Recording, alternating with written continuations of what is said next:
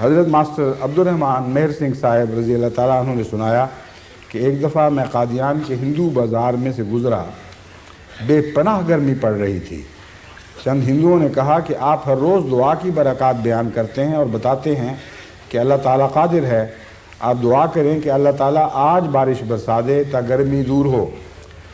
آپ نے ان کے طنز و تمسخر کو بری طرح محسوس کیا اور آپ کی غیرت جوش میں آئی۔ آسمان بالکل صاف تھا۔ آپ مسجد اقصیٰ میں جا کر دعا میں اس وقت تک مصروف رہے جب تک بارش کی وجہ سے آپ کے کپڑے گیلے نہ ہو گئے، اور آپ نے دھوپ میں نماز شروع کی۔ یہ خاص طور پر یاد رکھنے کی بات ہے، شدید گرمی میں دھوپ میں کھڑے ہو گئے تاکہ اللہ تعالیٰ کو آپ کی حالت زار پر رحم آ جائے، اور چنانچہ ایسا ہی ہوا کہ وہ کپڑے جو پسینے سے بھیگ رہے تھے وہ خدا تعالیٰ کے فضلوں کی بارش سے بھیگ گئے۔ فرماتے تھے کہ میں ہندوؤں سے جب بھی اس نشان کا ذکر کرتا ہوں تو وہ شرمندہ ہو کر آنکھیں نیچی کر لیتے ہیں لیکن ہدایت نہیں پاتے۔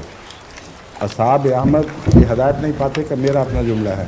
اصحاب احمد جلد نمبر 7 صفحہ 189 159، مصنف عمل صلاح الدین صاحب ایم اے۔